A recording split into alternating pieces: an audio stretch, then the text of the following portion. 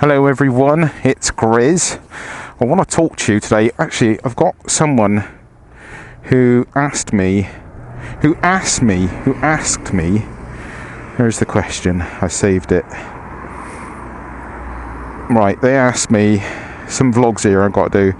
How do I compare the BMW to the Panigale, the 12999 I owned? Are you still happy with the change? Right, so how does my 2010 S1000RR compare to the 2015 I had Panigale 1299? Well, they're quite tough bikes to compare. Am I still happy with the change?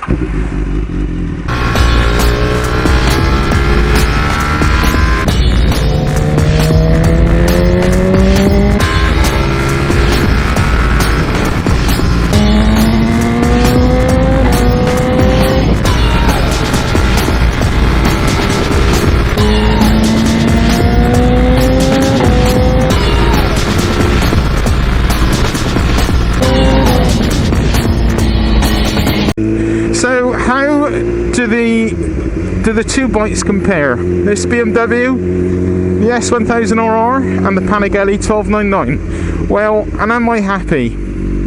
Am I happy with the change? With the 1299,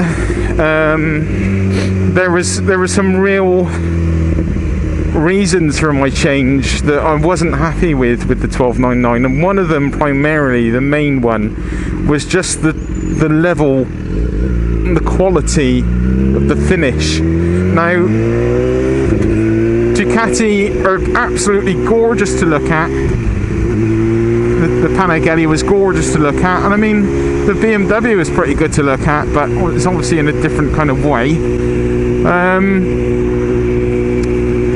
But the quality of the finish on the Panigale, the paintwork was very thin, and I wasn't happy with how easy it was to scratch it.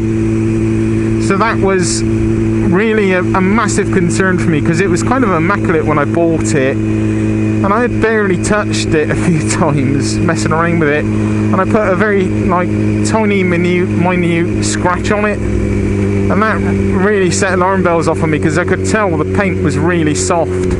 I got kind of paint chips on it from just normal, well, I say normal, I didn't got paint chips on it, or chips of paint come off just from little pebbles hitting it, and it took it right down to the primer, and that was really quite surprising for me. I can't say I've really experienced that quite so quickly on a bike beforehand. So I wasn't happy with that, but I mean everything else on the bike I did love. I did want to do some work on it. I wanted to change the exhaust and do a few mods to it that I felt it needed to kind of smooth it out and make it a little bit more easier to live with in the lower down rev range. But that was also expensive. So yeah, the difference was the quality of the finish and the cost of modifying the bike. Now, when we talk about cost, the cost of the Panigale 1299 2015, I paid about just over £12,000 for it. I think I paid 12,200, and I sold it for 12,500. Not bad, hey? I made some money. So yeah, that's a lot of money, right? It is a lot of money to me, a real lot of money. And this bike cost me about 7,500. So yeah, there immediately is a big saving, isn't there? What, 4,000, 5,000 pounds. So excuse me if my maths isn't good. It's really not a complicated equation, but my brain's not working. I'm just thinking about this subject. But anyway, so yeah, the difference in between the cost and the performance is quite astonishing, because this offers, the same performance as the Panigale, It's not as sharp, it's not quite as agile, doesn't give me as much feedback as the Panigale, but I strongly suspect if I got the suspension sorted and kind of give it a good sorting out and set up properly to my weight, it would probably be as good as the Panigale, I dare I say, from a handling standpoint. The Panigale I had was a standard, it wasn't an S, so it didn't have the electronic suspension, it just had the standard suspension, but it was very, very good. I loved the degree of feedback on that bike. And I could also, I guess I could ride the Panigale harder because you don't have to rev the balls off of it, you know. And I guess that was kind of easier in effect than it is on this bike. This bike's a super easy bike to ride, but it just eggs you on. It makes you want to ride quicker, and in order to do that you've got to rev it out or short shift up, and it just doesn't feel like you're riding it so much. So from a riding standpoint, from a feel good and like you're actually riding the bike as it should be, I guess the Panigale is better because you don't have to rev it as hard and you feel like you're actually using what is there more so, you know. It's super hard to rev this bike out without getting yourself in a lot of trouble. The same can be said, mind you, with the Panigale. You know, both similar amount of power. The torque on the Panigale was massive.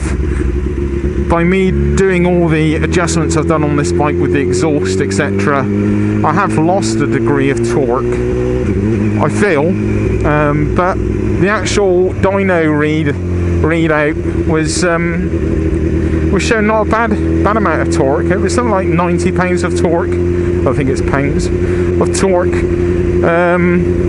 So yeah, it's not bad from standard. Standard I think is about 80. I might be wrong on that figure. So it's a bit more torque. But yeah, roughly the same kind of brake horsepower, but the delivery is just so different. With the parallel twin between this 4-cylinder bike is just very different. They are quite hard to compare because they feel so different. Comfort wise, the Panigale is definitely more comfortable. It's more roomy, doesn't really feel like you're sat on a motorbike, feels like more like you're sat on a push bike. And that is quite strange for a 1300cc motorcycle. That's a bit odd, but it was great. It was very easy to ride at low speeds, very easy to ride at high speeds. I mean, so is this bike. You know, there's can be lots of kind of arguments as to goods and bads and pluses and minuses versus the two bikes. Do I think it was a good change? I do, because I saved myself £5,000. Was that 7, 8, 9, 10, 11, 12? Yeah, £5,000. So I saved £5,000, and I haven't got to worry anywhere near as much about things like the paintwork and scratching it. This bike is really, the quality is spot on. I can't fault it for build quality. So yeah, definitely better in that respects, and definitely I'm happier with that for sure. Things I do miss now I'm on this bike, and that I found if you do push this bike hard, it's got a massive amount of power in the high up rev range, and I don't enjoy nearly 200 mile an hour power wheelies, and I am not exaggerating, guys. It is just an absolute beast at in the higher kind of rev range, and it just pulls so hard. If you go over a bump, it just wants to pull a wheelie on you, and that is frightening. And I don't like wheelies really. I'm not a wheelie man, and I would be kind of, if I had the Panigale now, that's where the Panigale would come into its own, is that I would just turn up the wheelie control, you know, if I had that problem, and then I wouldn't be fighting against wheelies. But you know, that's the other thing that doesn't sit well with me, and I guess why I'm thinking about a change, and that I am probably going to change this bike, is that what is the point in having a bike that is just too much for you to use, you know? I can't go on the track, and I've not got time for track days. I fit a ride in my spare time. Whenever I've got a time, I'll go out and have a ride. But it doesn't sit well with me that there's just so much power that I can't use it. So I want a bike that gives me enough power to have my fun, and when I know I can probably spend less to the point that I can afford two bikes and I have even more fun, more varied kind of riding. I should try and get around this, but I can't see anything actually, so I'm not going to.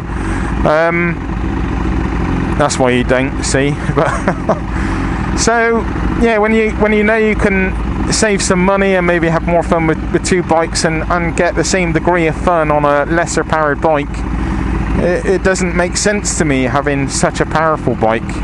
It's been great, it's been amazing, it's been an education, but yeah, I think it is time to change. I don't really want to sell this bike because it is a brilliant bike. I've spent a lot of time on it and put a lot of energy into it. I would actually, if I had the money, I would actually go back to the 1299 because I could just tone it down, but with the wheelie control. But I'm not going to do that because it's just another £5,000 I've got to spend again. But never say never. Grizz is just absolutely awful when it comes to making decisions with bikes. One day I'm buying one bike, next day I'm buying another bike. You know, I sell myself on it. It's just awful, guys. I've never been this bad in my whole life when it comes to making a decision about bikes. I think also the other thing there as well is that I've rode so many different bikes now and got a taste for all these lovely exotic bikes. And when you say to yourself, okay, it's not necessary, it's just not even needed, they're all lovely bikes, but it's just too much for the road and I can't use it and it's a waste of money, you then start looking at older stuff and the enthusiasm for them isn't as big. So I guess that really throws me into a quandary, and I want to make the right decision. I don't want to keep buying and selling me bloody bikes, you know. I don't enjoy the selling process, people coming out, messing you around, scammers. Oh, a nice bit of heat come off the bike now, warming me up a bit. So yeah, none of that is pleasant. So yeah, which is better? Did I make the right choice? I think I did. Yeah, I did, and I had to do it because I wanted to buy a newer one of these, but I'm glad I didn't because it probably wouldn't have stayed around for as long either, you know. And the power on this is just the same as the newer ones. The 2019 model is going to be interesting to see. Morning, lads. Like staring at me. Yeah, the 2019 model is going to be interesting. I'm sure it's going to be amazing. Everyone's going to rave about it. But I'm over the rave, guys. I'm just over the rave and the sensationalism of all these bikes. I just want something that's going to suit me for the amount of power I need and the fun factor, and keep it fun, you know, and not stress about me bike getting marked up or, you know, losing value or something. Anyway, I think that kind of covers that subject. It's probably way too much to talk about for you guys to take on or listen to. Sorry it's a long one. I do need to get a little bit more polished and give you more like 10-minute vlogs than 20-minute vlogs, so my apologies for that. I will try, but I'm not very good at it. I do rabbit on a bit. So have a good day, everyone. Ride safe, and we'll speak again soon. Bye, everyone. Bye.